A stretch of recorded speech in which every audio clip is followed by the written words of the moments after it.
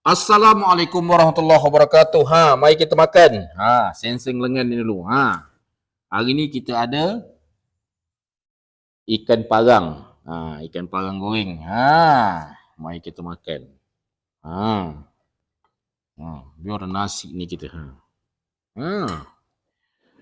Wah, kita ada sambal ni, sambal tuang asam nama ni.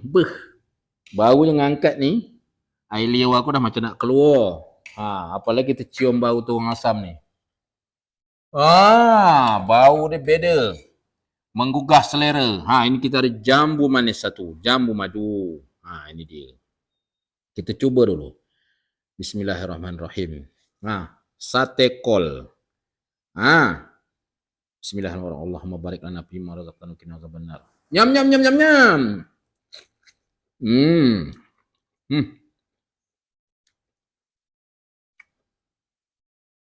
Memang sedap.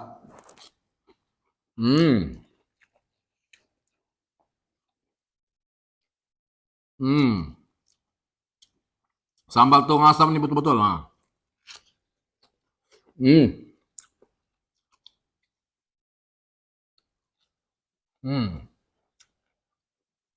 Ada udang.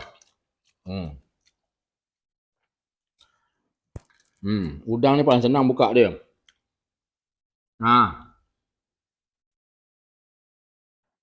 Cabut kepala, buka ni satu, belakang picit. Tercabut dia punya kulit.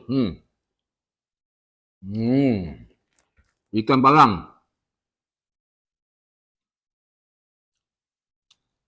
Ikan parang ni pun bertepung. Hati-hati tulang dia ni banyak. Ikan parang ni banyak tulang. Tapi dalam banyak tulang tu tersimpan daging yang sedap. Nyam nyam nyam nyam nyam. Memang sedapnya.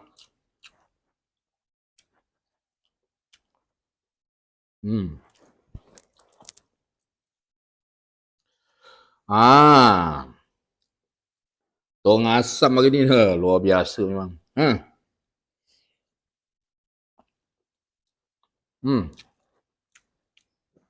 Ikan parang ni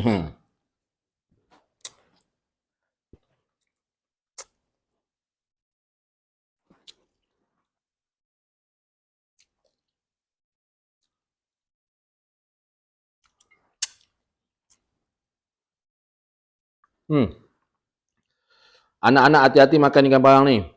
Nak betul-betul. Dibuangkan dulu dia punya tulang ni. Tulangnya banyak. Tapi sedap. Lemak, bertepung. Tambah lagi ni. Dia cicah lagi tuang asam.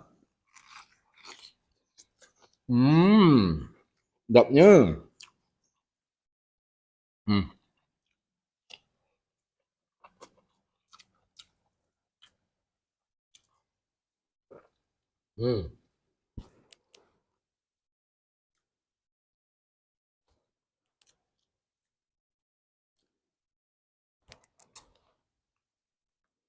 Ini kalau orang pandai senang. Masuk dalam mulut ni. Masuk dalam mulut. Dia konyol-konyol dia. Lempar kiri, lempar kanan, tulang je keluar. Isi masuk dalam.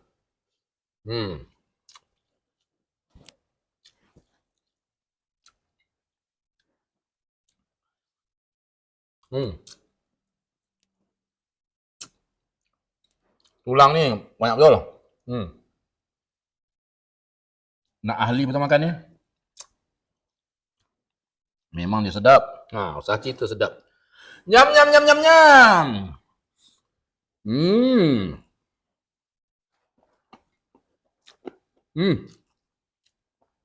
Okey. Assalamualaikum warahmatullahi wabarakatuh.